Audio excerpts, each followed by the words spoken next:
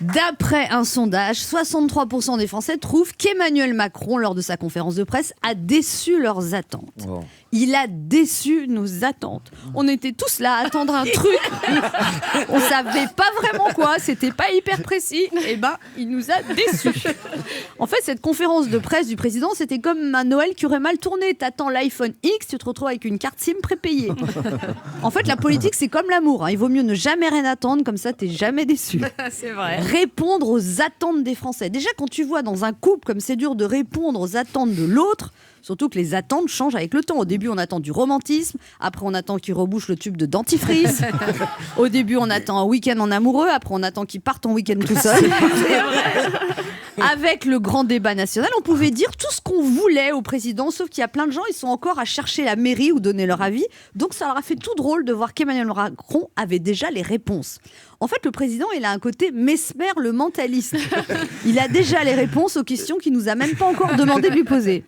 Mesdames et messieurs, je vais vous demander de penser très fort à une réforme. Ne me dites rien. À 5, je vous dirai laquelle c'est. 5, 4, 2, 1. Vous voulez plus de services publics, moins d'impôts. Je vais couper la poire en deux. Il y aura moins de fonctionnaires.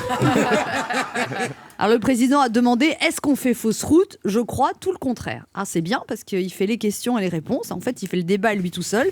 Bientôt, il va nous dire, est-ce que je suis un bon président ? Je crois que oui. Il a aussi déclaré que Benalla n'a jamais été protégé par l'Élysée. Et ça, c'est vrai. Benalla n'a pas été protégé, mais plutôt dorloté, bichonné, pouponné, chouchouté. Logé aussi. Sinon, le président a annoncé une baisse d'impôts de 5 milliards, la création d'une agence France Service, la non-désindexation des retraites, la pérennisation de la prime défiscalisée. Vu ce que ça va coûter, je pense qu'il a dû trouver du pétrole dans le jardin de l'Élysée. Non, moi, j'ai surtout trouvé cette conférence longue, mais longue. Quand Emmanuel Macron répond à une question, il parle tellement longtemps qu'à la fin, tu te souviens même plus de la question que tu lui avais pas posée. Alors, ce week-end, c'est le PSG qui a déçu les attentes des supporters parisiens. La défaite du PSG, ça a montré qu'on peut investir des millions pour arriver à faire ce que d'autres clubs font gratuitement, perdre des matchs.